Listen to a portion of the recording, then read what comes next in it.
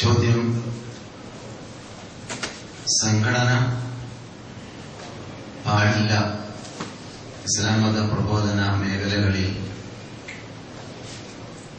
അങ്ങനെയും ആൾക്കാരുണ്ട് ഇന്നത്തെ യുഗത്തിൽ കേരളീയരിൽ.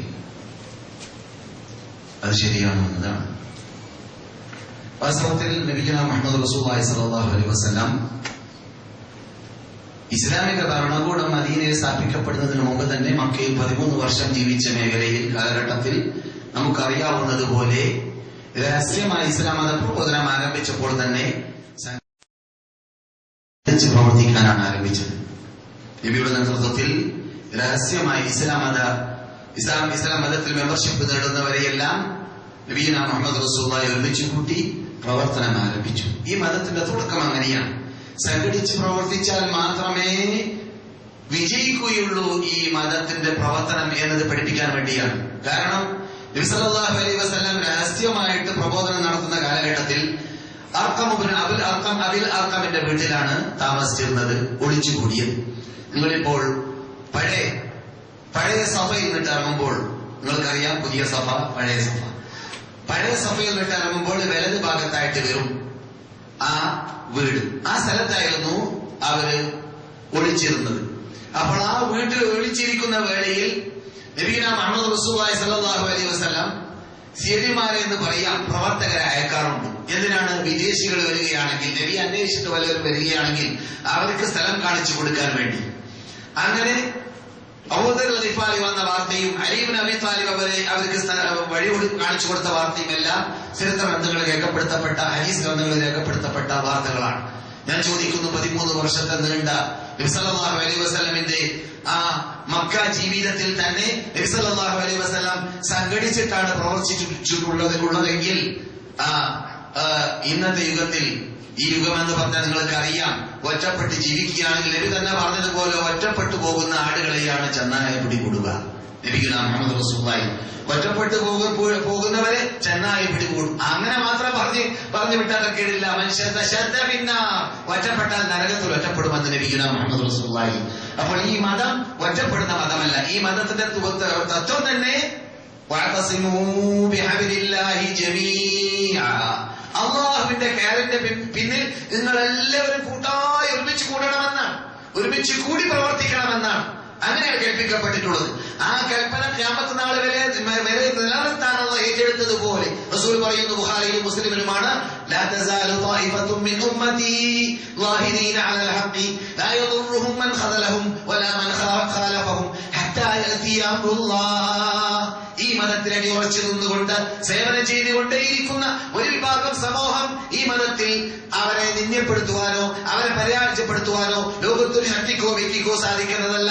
അങ്ങനെയുള്ള ഒരു വിഭാഗം ഇവിടെ സമൂഹമായിട്ട് സംഘടിച്ചുകൊണ്ട് പ്രവർത്തിക്കുന്നവര് ഖിയാമത്ത് നാൾ വരെ ഉണ്ടായിക്കൊണ്ടേയിരിക്കുമെന്ന് ജീവിതത്തിൽ കളവ് പറയാത്തവരും നമ്മുടെ മുമ്പിൽ അന്തവിഷമുള്ളവരുമായ നബിയുനാ മുഹമ്മദ് റസൂലുള്ളാഹി സ്വല്ലല്ലാഹു അലൈഹി വസല്ലം പറയുന്നു. ആയത്തിന്റെ വിശദീകരണം എന്നുള്ളത് നമുക്ക് മനസ്സിലാക്കാം. ഞാൻ പറഞ്ഞ പദം അബൂ ദാവൂദ് റിപ്പോർട്ട് ചെയ്യുന്നതാണ്. ആ ഉള്ളടക്കം ബുഖാരിയിലും മുസ്ലിമിലുമാണ്. അപ്പോൾ സംഘടിച്ചിട്ടല്ലാതെ ഈ മതത്തിൽ പ്രബോധനം ചെയ്യുകയാണെങ്കിൽ അത് മഹാബിദ്അത്താണ്, മുൻകറത്തായ ബിദ്അത്താണ്, നിഷേധിക്കപ്പെട്ട വിരോധിക്കപ്പെട്ട ബിദ്അത്താണ് എന്നതാണ് ഖുർആനിന്റെയും ഹദീസിന്റെയും വെളിച്ചത്തിൽ നാം മനസ്സിലാക്കേണ്ടത്. എത്ര തന്നെ നല്ല രൂപം അവർ കൈകൊണ്ടാലും, എത്ര തന്നെ മുൽതസിമീങ്ങൾ അല്ലെങ്കിൽ മുസ്തഖീമീങ്ങളായി മാറിയാലും, രാത്രി നമസ്കരിച്ചാലും, പകൽ നോമ്പ് പിടിച്ചാലും, ധർമ്മം ചെയ്താലും, സേവനം ചെയ്താലും, എന്ത് ചെയ്താലും ഈ തത്വം പേറിയും കൊണ്ടാണ് അവർ പ്രവർത്തിക്കുന്നതെങ്കിൽ അവർ ഈ മതത്തിൽ ബിദ്അത്ത് ചെയ്തവരാണ് എന്നതാണ് യാഥാർത്ഥ്യം. അവരെ അങ്ങനെയുള്ളവർ അഥവാ കേരളത്തിലുണ്ടെങ്കിൽ അവരെ അല്ലാഹു സന്മാർഗത്തിലേക്ക്, ഹിദായത്തിലേക്ക് നയിക്കട്ടെ. പിന്നെ അവിടെ ചോദ്യം, അവിടെ റളിയല്ലാഹു ചോദ്യം, സാങ്കല്പിക ചോദ്യത്തിന് റസൂലുള്ളാഹി സ്വല്ലല്ലാഹു അലൈഹി വസല്ലം അങ്ങനെയുള്ള മേഖലകൾ ഉണ്ടാവുകയാണെങ്കിൽ, അപകട മേഖലകൾ ഉണ്ടാവുകയാണെങ്കിൽ, മുസ്ലിം റിപ്പോർട്ട് ചെയ്യുന്ന ഹദീസിൽ ഉള്ളതാണ്, ഫൈദാ റഅയ്തൽ അംറാദ ഹകദാ ഫഹ്റുബ് ബിദീനിക ശാസിഅൽ ബുൽദാനി فخيار مال المرء قطعة ماعز ينأى بها في شمخ الأفنان. ഒരു ഹദീസിനെ ഒരു പണ്ഡിതൻ കവിതയാക്കിയതാണ്. എന്താണ് അതിന്റെ അർത്ഥം? പ്രശ്നം വളരെ പ്രയാസമുള്ളതായി മാറി. മുസ്ലിങ്ങൾ തന്നെ കൊല്ലുന്ന രൂപം, അന്തരീക്ഷം, ആരും പറഞ്ഞാൽ കേൾക്കുന്നില്ല, ഉപദേശം സ്വീകരിക്കുന്നില്ല, നന്മ തിന്മ വിരോധിക്കാൻ സാധിക്കുന്നില്ല. എവിടെയും പോയാൽ വാതിലടക്കപ്പെടുന്നു, എവിടെയും പോയാൽ തടസ്സം ചെയ്യപ്പെടുന്നു, എവിടെയും പോയാൽ അക്രമം, അനീതി. ഏത് രൂപത്തിലും ഇസ്ലാമിന്റെ ചിഹ്നങ്ങളെ പൊക്കിപ്പിടിച്ച് ജീവിക്കാനുള്ള അന്തരീക്ഷമില്ല. അങ്ങനെയുള്ള മഹാഅന്തരീക്ഷത്തിലേക്ക്, മഹാപ്രയാസത്തിലേക്ക് മുസ്ലിങ്ങൾ എത്തുകയാണെങ്കിൽ അവൻ നാടുമായി, അവന്റെ സമ്പത്തുമായി അവൻ കുന്നുകയറട്ടെ, അല്ലെങ്കിൽ തനിച്ച് താമസിക്കട്ടെ എന്നൊരു ശൈലിയുണ്ട്. അങ്ങനെയുള്ള ആ സംഭവം എവിടെയെങ്കിലും സംഭവിച്ചാൽ ചെയ്യേണ്ടതായ ഭാഗമാണ് ഖലീഫത്തുൽ യമാനിയുടെ ഹദീസിൽ വന്നതായ ഭാഗം. അത് പൊതുവിൽ ഇസ്ലാമിക പ്രബോധന മേഖലയിൽ നടപ്പാക്കേണ്ടതായ ഭാഗമല്ല. അത് യഥാർത്ഥത്തിൽ സഹാബാക്കൾ ചിലർ തന്നെ റസൂലുള്ളാഹി ജീവിച്ച് അല്പകാലം അവർ മരിച്ചു പോയ ശേഷം ചൂടാറുന്നതിന് മുമ്പ് മുസ്ലിങ്ങളുടെ ഇടയിൽ ഉണ്ടായതായ വിപ്ലവം ഉണ്ടായതായ സന്ദർഭത്തിൽ ഈ ഹദീസ്, ഖലീഫത്തുൽ യമാനിയുടെ ഹദീസ് അഥവാ ഒറ്റപ്പെടേണ്ട രംഗം ഉണ്ടായാൽ എന്ത് വേണം എന്ന് ചോദിച്ചതായ വേളയിൽ നിങ്ങളുടെ തടിയെ രക്ഷപ്പെടുത്തുക, നിങ്ങളുടെ ആദർശത്തെ രക്ഷപ്പെടുത്തി നിങ്ങൾ അവിടുന്ന് തടിയച്ചിലാക്കുക എന്ന് പറഞ്ഞതിനെ ഫിറ്റാക്കിയ ഒരു സഹാബാക്കളിൽ നാം കണ്ടു. അതേ സന്ദർഭത്തിൽ സഹാബാക്കളിൽ ബഹുഭൂരിപക്ഷം ഒരു വിഭാഗം ആയിഷയുടെ കൂടെ കൂടി, മറ്റൊരു വിഭാഗം ആരുടെ കൂടെ? അലി ഇബ്നു അബീ ത്വാലിബിന്റെ കൂടെ കൂടി. നിങ്ങൾക്കറിയില്ല സംഭവം. അതെന്താ പഠിപ്പിക്കുന്നത്?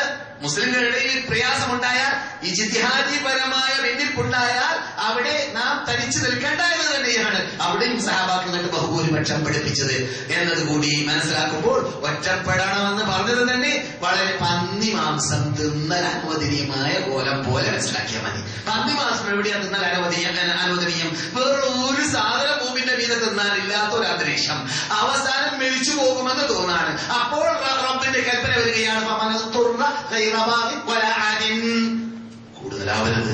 ഏതായാലും വിശപ്പിട്ടല്ലോ, കിട്ടിയല്ലോ, പന്നിയുടെ മാംസാണെങ്കിലും തിന്നാൻ രസമുണ്ട്, തിന്നേക്കാം എന്ന് വെക്കരുത്. നിന്റെ ജീവനെ രക്ഷിക്കാൻ വേണ്ടിയുള്ള ഭാഗം മാത്രം, ശതമാനം മാത്രം, അല്ലാതെ തിന്നാൻ പാടില്ല എന്ന് റബ്ബ് ഖുർആനിലൂടെ കൽപ്പിച്ച ആ ശതമാനം പോലെ വിറ്റാക്കേണ്ടതാണ് ഞാൻ ഈ പറഞ്ഞതായ അവസാനം പറഞ്ഞതായ ശൈലി, ഒറ്റപ്പെടേണ്ടതായ ശൈലി. അല്ലാതെ മുസ്ലിങ്ങൾ പ്രബോധന മേഖലകളിൽ പ്രബോധനം ചെയ്യാൻ അർഹപ്പെട്ടവർ രംഗത്തിറങ്ങി പ്രബോധനം ചെയ്യണം എന്ന് മാത്രമല്ല, അവർ ഐക്യത്തോടു കൂടി ഏകീകരിച്ചു പോകണം. പരിപൂർണമായ എല്ലാ നിബന്ധനകളൊത്ത, എല്ലാ ഒരു പിഴവുമില്ലാത്ത, ഒരു തെറ്റുമില്ലാത്ത സംഘടനയെ കിട്ടൂല. അപ്പോഴെന്താ കാട്ടേണ്ടത്? ഉള്ള സംഘടനകളുടെ കൂട്ടത്തിൽ ഏറ്റവും സത്യത്തിലേക്ക് അടുത്തവർ, ഏറ്റവും വീഴ്ചകൾ കുറവുള്ളവര്, ഏറ്റവും സത്യത്തിലേക്കും ഖുർആനിലേക്കും സുന്നത്തിലേക്കും അടുത്തവര്, അതിന്റെ മെയിൻ തത്വമായ ഏകദൈവ വിശ്വാസത്തിനെ ഉറച്ചു തീർത്ത് ആരെയും പേടിക്കാതെ, കുസാതെ, മടിക്കാതെ പറയുന്നവര് ആരാണെന്ന് നോക്കുക, അവരോട് കൂടിക്കൂടുക. അല്ലാത്ത പക്ഷം അനിസ്ലാമിക ഭരണകൂടങ്ങളുടെ കീഴിൽ ജീവിക്കുന്നതായ ഇന്ത്യക്കാരെ പോലത്തവരെ സംബന്ധിച്ചിടത്തോളം ജീവിക്കാൻ പറ്റൂല. അവരുടെ മദ്രസ പൊക്കാൻ പറ്റൂല, അവരുടെ പള്ളികൾ കെട്ടാൻ പറ്റൂല, അവരുടെ യതീംഖാനകൾ നടക്കൂല, അവരുടെ സംഘടിത സമൂഹ ജീവിതം ഇസ്ലാമിക ജീവിതമാക്കി മാറ്റാൻ പറ്റുകയില്ല. അതുകൊണ്ട് ഇങ്ങനെയുള്ളതായ മുസ്ലിം സമൂഹത്തിന്റെ ഐക്യത്തോടു കൂടി തൗഹീദിന്റെ വിജയ പതാകയെ പറപ്പിച്ചുകൊണ്ട് ജീവിക്കുന്നവർക്കെതിരിൽ അത് പാടില്ല എന്ന് പറഞ്ഞ് നടക്കുന്നവര് മുബ്തദിഅകളാണ്, മുൻകറത്തായ ബിദ്അത്താണ് അവർ ചെയ്യുന്നത്. അവർ ഇസ്ലാമിലേക്ക്, സത്യത്തിലേക്ക്, തൗഹീദിലേക്ക്, ഏകദൈവ വിശ്വാസത്തിലേക്ക്, മുസ്ലിങ്ങളുടെ ഐക്യത്തിലേക്ക് അവർ അല്ലാഹു മടക്കട്ടെ എന്ന് ഞാൻ പ്രാർത്ഥിക്കുന്നു.